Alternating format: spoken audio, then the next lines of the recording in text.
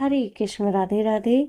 आज हम सुनेंगे सोमवती अमावस्या की कथा। एक गरीब ब्राह्मण परिवार था। उस परिवार में पति पत्नी के अलावा एक पुत्री भी थी। वह पुत्री धीरे धीरे बड़ी होने लगी।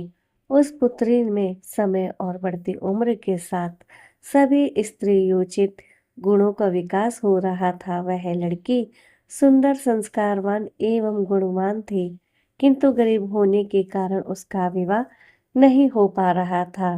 एक दिन उस ब्राह्मण के घर एक साधु महाराज पधारे। वो उस कन्या के सेवा भाव से बहुत प्रसन्न हुए।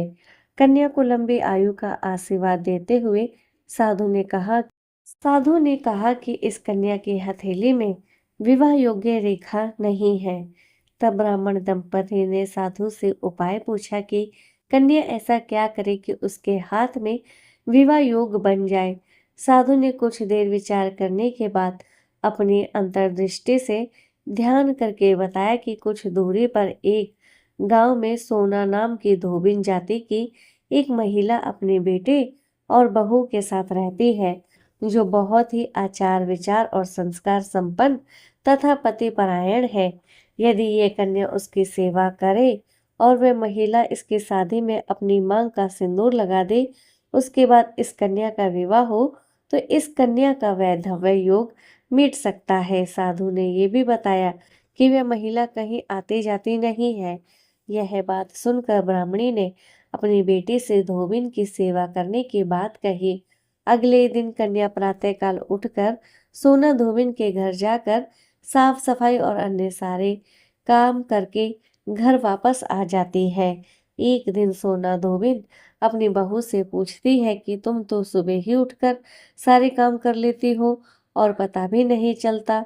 बहू ने कहा, माँ जी, मैंने तो सोचा कि आप ही सुबह उठकर सारे काम खुद ही खत्म कर लेती हो। मैं तो देर से उठती हूँ।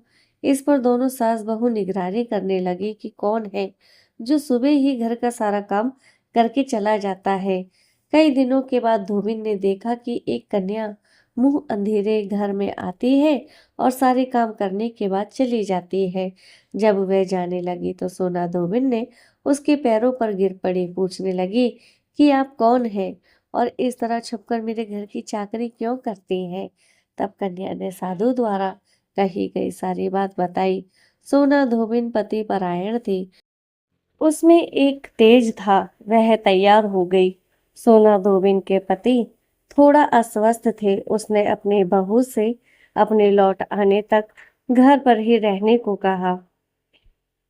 सोना धोबिन ने जैसे ही अपनी मांग का सिंदूर उस कन्या की मांग में लगाया तो उसका पति मर गया। उसे इस बात का पता चल गया।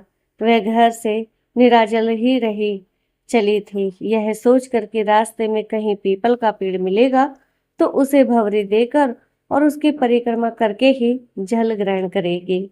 उस दिन सोमवती अमावस्या थी। ब्राह्मण के घर मिले हुए पकवान की जगह उसने ईंट के टुकड़ों से 108 बार भंवरी देकर 108 बार पीपल के पेड़ की परिक्रमा की और उसके बाद जल ग्रहण किया। ऐसा करते ही उसके पति के मुर्दा शरीर में वापस जान आ गई। धोबिन का पति वापस जीवित हो उठा। इसलिए सोमवती अमावस्या के दिन से शुरू करके जो व्यक्ति हर अमावस्या के दिन भंवरी देता है, उसके सुख और सौभाग्य में वृद्धि होती है। पीपल के पेड़ में सभी देवों का वास होता है। अतः जो व्यक्ति हर अमावस्या को ना कर सके, वह सोमवार को पड़ने वाली अमावस्या के दिन 108 वस्तुओं की भंवरी देकर सोना धोबिन और गौरी गणेश का पूजन करता है, उसे अखंड सौभाग्य की प्राप्ति होती है।